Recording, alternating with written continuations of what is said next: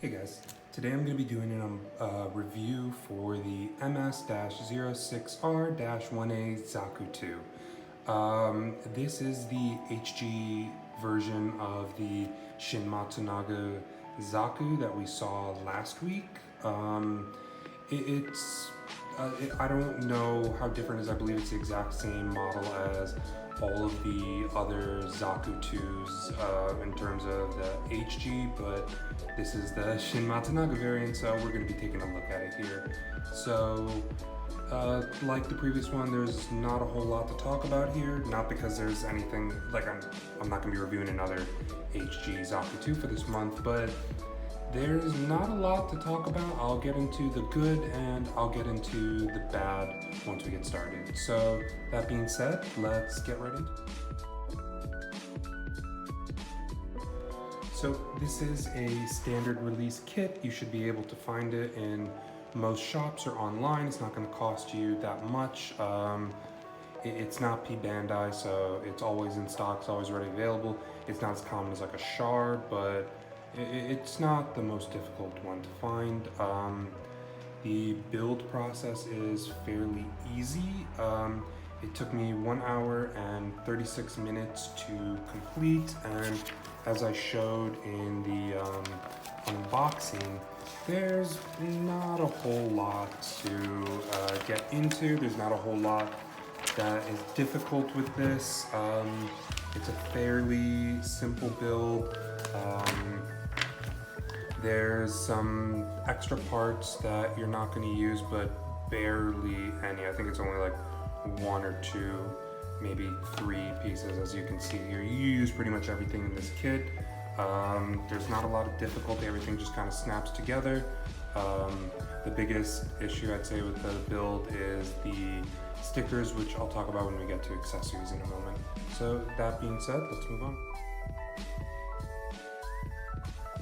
So in terms of accessories, what you get, let's start off real quick, is the stickers, which for a high grade, I will say, these are some nice stickers. You get a number of different White Wolf, Shin Matsunaga emblems here. You get his number to put on, a couple of different warning labels.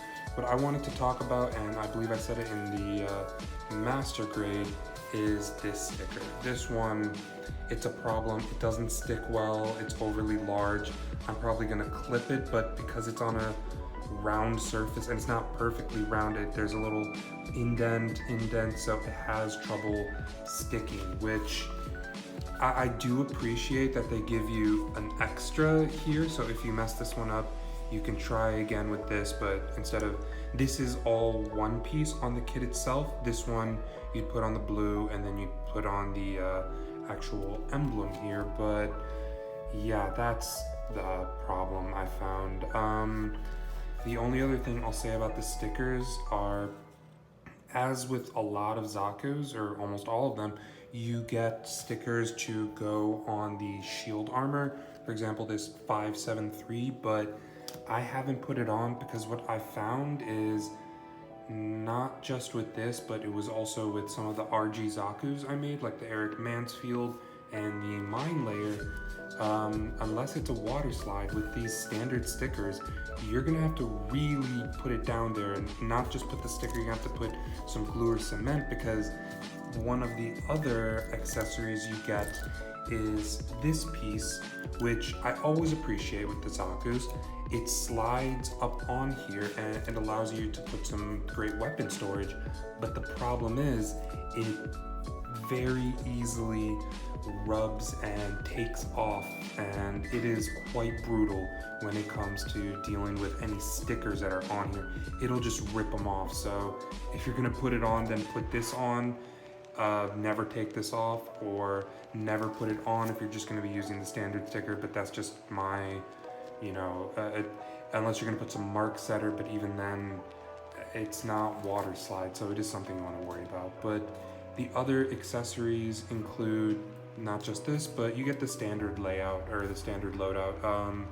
You get a heat hawk, you get a rifle, and you get a bazooka, as well as an extra cartridge. not cartridge, I can't remember what it's called.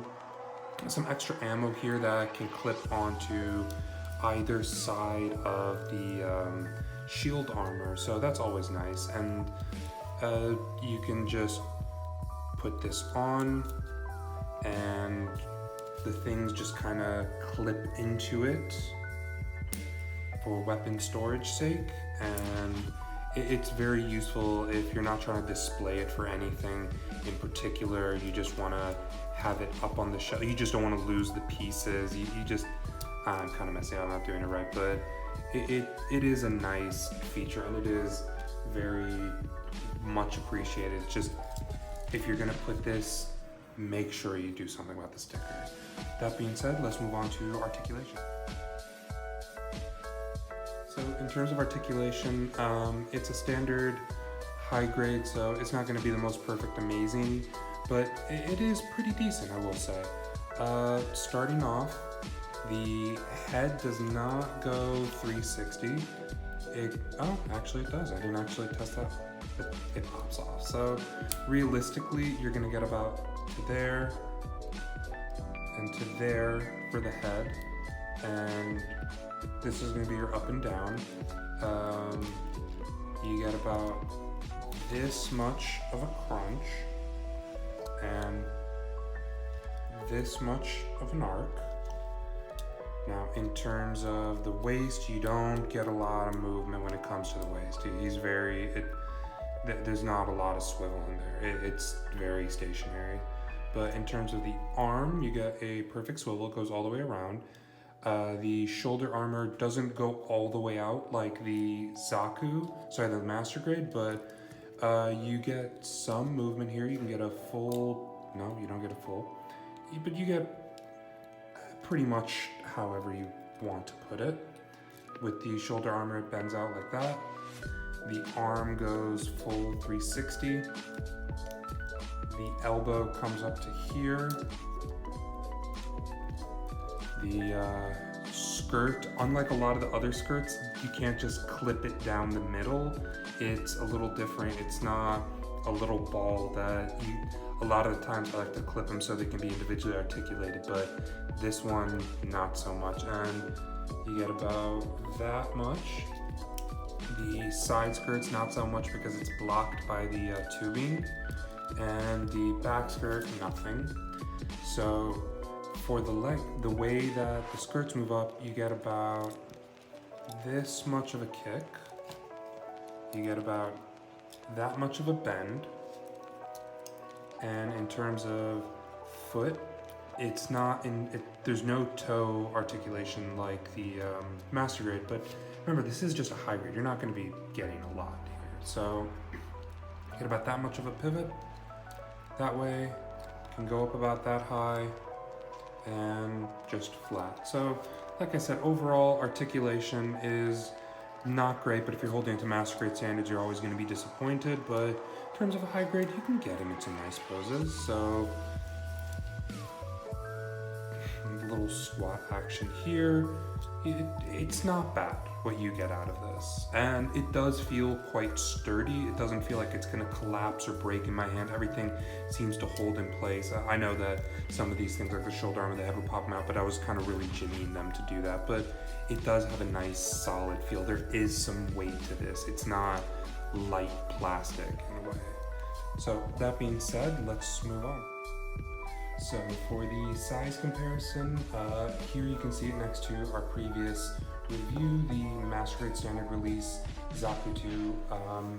Here it is next to the high grade Gelgoog Jaeger, but I'm trying to decide in my mind whether this is just a short model or if the Gelgoog Jaeger is a bit taller. But as you can see, it's skinnier. The Gelgoog Jaeger's always been like a bulky kit, whether it was the master grade or the high grade, I guess, but it is about a head shorter. And as always, here it is next to the RE100 Nightingale. So it is a small kit, not gonna lie, but it looks nice. I love the color, I love everything about it, as I've said with every Shin Matsunaga video so far. So small, but you get a lot out of it. So that's about going to do it for the review of the HG Zaku 2. Whether I would recommend this kit or not, if you've never built an HG Zaku, whether it's this one or another one, I would recommend it. I'm always the biggest fan of the Zaku, in case you couldn't tell, but there's nothing highly specific about this one I could recommend, and it always does come with the caveat with some of these Shin Matsunaga kits where they can look amazing, they can always stand out in a crowd, but there's a lot of little extra TLC with the stickers, and you're probably going to want to panel line it so it can pop. Whereas I love white, I love the color scheme on this with the white and the gray and the black, but as you can see when compared to the master grade, in my opinion, I believe that you do need to panel line it for it to really accentuate the colors, and you need to put all the stickers on or it just turns into a big white void, if that makes sense. But all that being said, that is going to do it for the review. Thank you for watching, and keep an eye out for the next video in Shin Matsunaga month. Alright guys, take it easy. Gandamu, Gandamu, Shmo, da da da da da da da da da.